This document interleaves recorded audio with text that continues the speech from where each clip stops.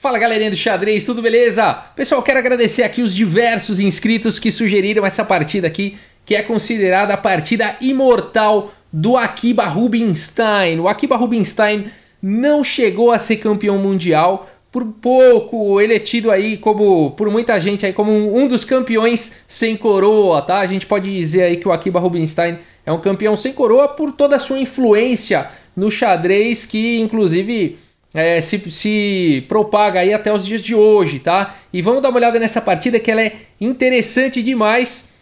Antes eu quero dar uma dica que o pessoal que tá querendo jogar torneio e tudo mais, além de jogar online, quer começar a jogar aí fisicamente nos torneios, tem uma dica aqui do meu amigo Mauro Amaral, árbitro internacional, ali o mantenedor, fundador e mantenedor do Espaço Xadrez Total, escola aqui na Vila Mariana. Uma dica de 1 minuto aí para quem quiser jogar torneio. Segue a dica aqui do Mauro, vamos ouvir.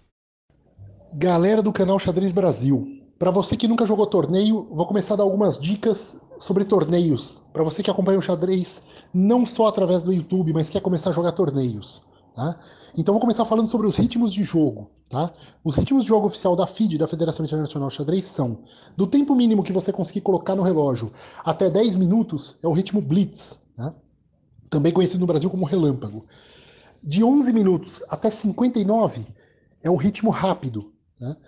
E de 1 hora em diante é o ritmo pensado. Tá? E sobre o material que você tem que levar para um torneio. Normalmente você chega num torneio e tem lá as mesas, cadeiras e os tabuleiros, né? E você tem que levar peças e relógios. Tá? Existe um costume no Brasil onde brancas leva peças e pretas leva relógio. Mas claro, se você não tem o material, você precisa conseguir esse material emprestado, porque se o seu adversário também não tiver, cria um problema e o árbitro vai ter que resolver. Tá? Bom, legal, espero que vocês tenham gostado aí da dica do Mauro, e ao final do vídeo o Mauro vai lançar um desafio aí, valendo uma napa de xadrez para levar aí para os torneios, tá bom? Espero que vocês tenham gostado aí da dica e vamos lá, pessoal. Antes de começar a partida, muita gente pergunta o que é uma partida imortal. O que é uma partida imortal? Uma partida imortal, pessoal, não tem uma definição correta, né? Mas é uma daquelas partidas que tornam aquele jogador um jogador memorável, né? Uma daquelas partidas maravilhosas e tal. A partida imortal é aquela que não tem erro? Não, muito pelo contrário, né? Para que exista uma partida imortal, tem que ter erro ali de um dos jogadores, porque senão não tem vitória, né? Senão a partida termina empatada, apesar de que também existe a imortal do empate, tá? Então, eu já vi algumas, inclusive, imortais do empate. Acho que eu já postei algumas aqui no canal. E tá, mas imortal é isso, geralmente apesar do adversário ter errado, é um erro sutil, é uma combinação profunda, é uma coisa maravilhosa, assim, lances surpreendentes, tá, que levam aquela partida a ser, assim, considerada, em geral, são partidas premiadas, são consideradas as partidas mais, a partida mais brilhante do torneio, e aquilo vai ganhando uma proporção, e aí de partida mais importante e brilhante do torneio vira a partida mais importante e brilhante do ano, e às vezes da década, e às vezes até do século.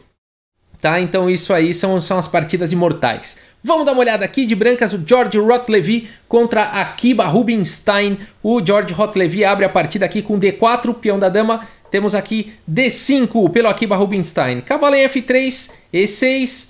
Então temos uma abertura típica aqui de peão da dama, E3 e agora C5 aqui pelo Akiba Rubinstein, de forma um pouco mais agressiva aí, já buscando uma ruptura no centro. E agora C4 aqui pelo George Rotlevy, uma resposta à altura, também buscando expansão aí e lutando pelo centro. Cavalo C6, cavalo aqui em C3 e cavalo em F6. Então a gente tem aqui a defesa Tarrashi, jogada aqui pelo Akiba Rubinstein, da variante simétrica, né? Então a gente tem aí os 4 cavalos desenvolvidos e essa tensão aqui no centro, né? Esses 4 peões aqui, essa tensão aí no centro. E o melhor que o jogador de brancas pode fazer aqui é deixar essa tensão.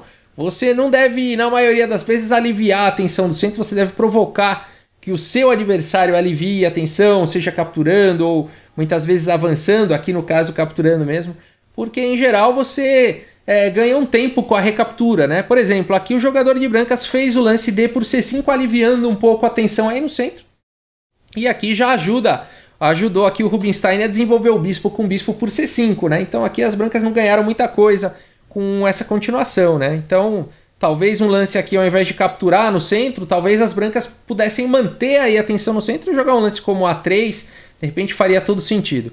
mas a partida continuou com D por C5, bispo por C5, agora sim A3, preparando para jogar B4, A6, também dando uma casa de fuga para o bispo, apesar de que esse bispo vai para D6 no futuro, e também esse lance prepara o lance B5, segura a casa de B5, né? A partida seguiu com B4 e agora bispo D6.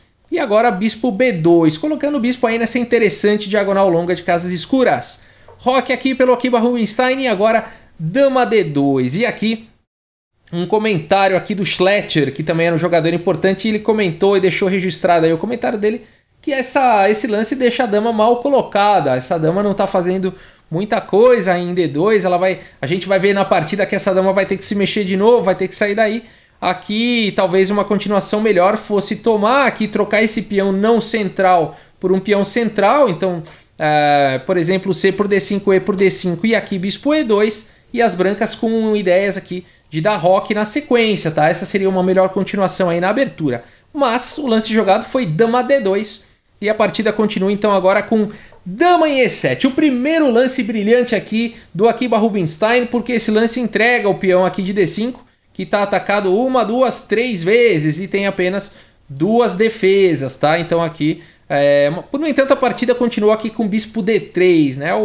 Aqui o adversário percebe, né, que pode ficar em complicações. Se ele tivesse capturado aqui em D5 depois de E por D5, enfim, ele poderia ainda continuar aqui com bispo E2, mas se ele quisesse ganhar o peão com cavalo por D5, depois de cavalo por D5 e dama por D5, as pretas teriam o lance torre D8, com forte ataque, né? Isso aqui é jogável ainda de brancas, mas convenhamos, é muito mais fácil jogar isso daqui de negras. As brancas ainda não desenvolveram o bispo, ainda não deram roque, e as pretas, apesar aí do peão a menos, tem grandes ameaças aí na posição. Por isso que depois de dama E7, um lance fantástico aqui do Rubinstein, a partida continuou com bispo D3, tentando desenvolver, e agora D por C4, fazendo esse bispo perder um tempo, o bispo agora por C4 e B5 atacando o bispo. O bispo vem para D3 e agora torre D8. Então, muito interessante essa manobra do Rubinstein. Ele jogou a dama para E7, passou a torre para D8 e coloca a torre na mesma coluna aqui da dama. E agora dama E2. Então veja como as brancas realmente perderam tempo com aquele lance dama D2, né? E agora tiveram que consertar aí com dama em E2. Bispo B7 aqui pelo Rubinstein, roque finalmente, e agora mais uma sequência bacana aqui do Rubinstein, cavalo em E5. Esse lance aqui, ele já começa a trazer ameaças aqui fortes de ataque, tá? Por quê? Se cavalo toma em E5, bispo toma em E5, as pretas já estão ameaçando numa posição como essa, bispo por H2, seguido de dama D6 com ganho de um peão, né? Recapturando a peça na sequência e ganhando um peão. Então, cavalo E5, uma ideia interessante. A partida realmente continuou com cavalo por E5, bispo por E5. Agora existindo aqui a ameaça de bispo por H2, o adversário faz o lance F4, atacando aí o bispo. O bispo volta para C7 e as brancas ficam com um problema agora com esse peão atrasado aqui em E3. Eles tentam resolver isso com A4, torre de A aqui em C8 e E5. As brancas se livraram do peão atrasado, mas as pretas ganharam alguns tempos. Agora a partida continua com bispo B6 cheque, o rei vem para H1 e o que jogar, né? Seria muito bom se eu pudesse jogar aqui o cavalo em G4 para depois vir para F2, enfim, dama quer vir para H4, mas será que dá para jogar cavalo G4 agora? Parece que a dama está segurando essa casa, né? E o Akiba Rubinstein então faz o lance cavalo G4, olha que legal, né? Então ele não se preocupa, afinal de contas a dama também está escrava defendendo aqui o bispo em D3, né? Então a verdade, cavalo G4 não é exatamente um sacrifício, mas visa desviar a dama aqui para conseguir uma entrada forte da torre, vai ficar ameaçando em C3, e a gente vê nessa posição a força aqui desse par de bispos aqui, né? Olha que interessante, os bispos são essas peças perigosas que mesmo lá à distância, né, estão provocando grandes ameaças aqui na ala do rei. Muito legal, cavalo G4, já as pretas bem melhores na posição. Bispo E4 tentando anular aqui a força desse bispo de casas claras, e agora o lance forte aqui do Rubinstein, dama em H4, veja só, ameaçando imediatamente aqui, checkmate. Não é fácil de defender essa posição, né? Aqui o adversário faz o lance G3 e com isso agora a dama está protegendo aqui em H2. A dama do Rubinstein está ameaçada e o que jogar nessa posição, pessoal? O que jogar? Por isso que essa partida aqui é uma imortal, tá bom? Agora quem não sabe o que é imortal vai acabar intuindo aqui, entendendo o lance jogado aqui pelo Akiba Rubinstein. Bom, vamos analisar, né? Não dá para ele capturar aqui em H2, está defendido aqui pela dama. A dama do Rubinstein está atacada. Então, para onde será que o Rubinstein vai mexer aí a dama? E então o Rubinstein faz o lance torre por C3, olha só, botando ataque feroz aqui na posição, complicando tudo, né? Então capturando imediatamente uma peça, além disso ameaçando aqui torre por G3, uma vez que o peão de H estaria cravado, né? E vamos ver como continua essa partida então. Aqui a partida seguiu com G por H4, capturando a dama aí do Rubinstein.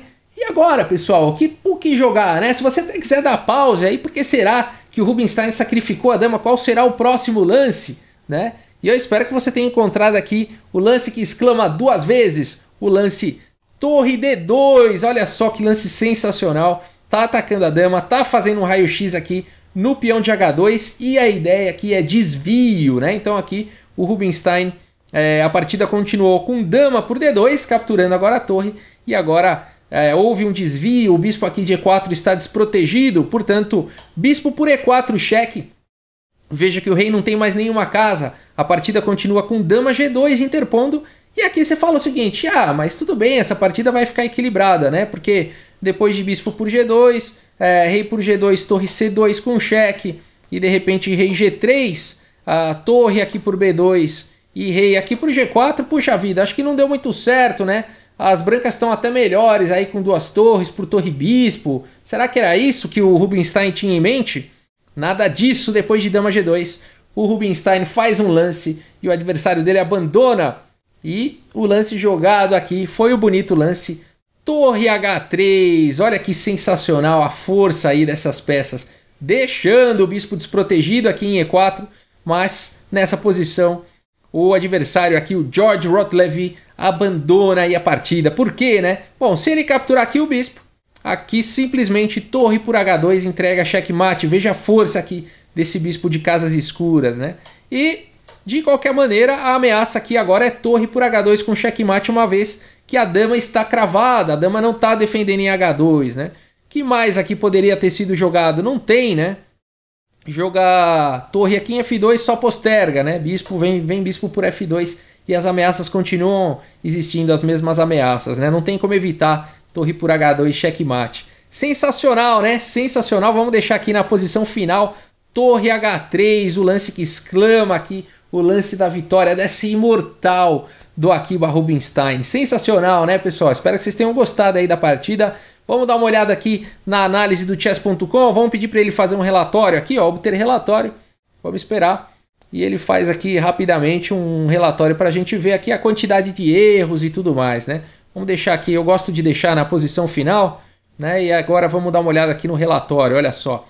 98,9% de precisão aqui para o Akiba Rubinstein, né? 66,4% de precisão aqui para o adversário dele, né? É uma precisão baixa? De jeito nenhum, né? É um forte jogador, mas o Akiba Rubinstein é um jogador superior, né? Se a gente vê pela precisão absurda aqui, olha só.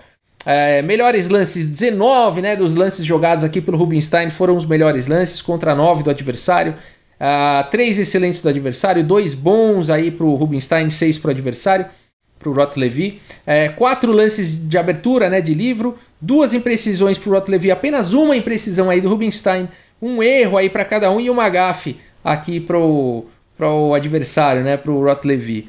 Sensacional, né? A gente vê o gráfico aqui, ó, realmente o Rubinstein dominou a partida toda, fez um erro ou outro que a vantagem diminui aqui um pouco, né, de quase 5 para 3.